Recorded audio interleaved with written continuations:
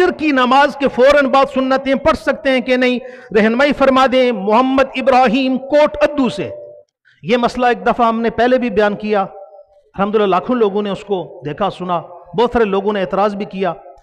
یاد رہے کہ فجر کی نماز کے فوراً بعد نماز پڑھنا اللہ کے رسول کی حدیث ہے، لا صلاۃ بعد الفجر حتی تطلع الشمس، کہ فجر کے بعد کوئی نماز نہیں ہے جب تک کہ سورج طلوع نہ ہو جائے۔ اس حساب سے علماء کی ایک بڑی جماعت اس طرف گئی ہے کہ فجر کے فرض نمازوں کے بعد سورج نکلنے سے پہلے کوئی سنت وغیرہ پڑھنا اس کی گنجائش نہیں ہے۔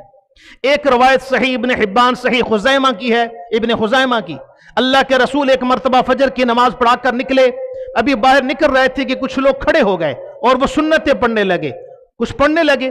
اللہ کے رسول نے صحابہ سے پوچھا بھئی یہ کون لوگ ہیں، کیا پڑھ رہے ہیں؟ نماز تو ہو گئی، اب یہ کیا پڑھ رہے ہیں؟ انہوں نے کہا یا رسول اللہ ان کے فجر کی سنتیں رہ چکی تھیں لہٰذا یہ سنتیں پڑھ رہے ہیں۔ آپ علیہ السلام نے اس پر سکوت اختیار کیا۔ حضور نے یہ نہیں کہا کہ انہوں نے غلط کیا، نہیں پڑھنی چاہیے تھی۔ اس حساب سے علماء کی ایک جماعت یہ گئی ہے کہ فجر کے بعد سنتیں پڑھ سکتے ہیں۔ بہرحال فجر کے بعد سنتیں پڑھنے کے متعلق علماء کرام کو ذرا نرمی اختیار کرنی چاہیے، اس لیے کہ جب ایک بندہ ایک دفعہ مسجد سے باہر نکل کر گھر چلا گیا اس نے دوبارہ سنتیں پڑھنی نہیں ہے۔ دوبارہ لوگ فرض پڑھنے کے لیے نہیں آتے، وہ گھر جا کر وہ دوبارہ وضو کرے گا پھر سنتیں پڑھے گا۔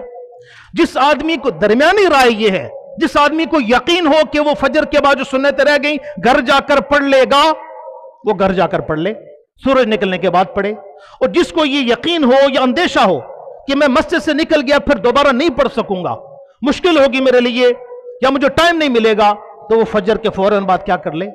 سنتیں پڑھ لے۔ میں تو بھائی اسی کی تعلیم دیتا ہوں، اس لیے کہ جو دوسرا مسئلہ ہے کہ اشراق تک نہیں پڑھ سکتا، اس کی وجہ سے لا تعداد لوگ فجر کی سنتوں سے محروم ہو جاتے ہیں، حالانکہ فجر کی سنتوں کی بڑی اہمیت ہے۔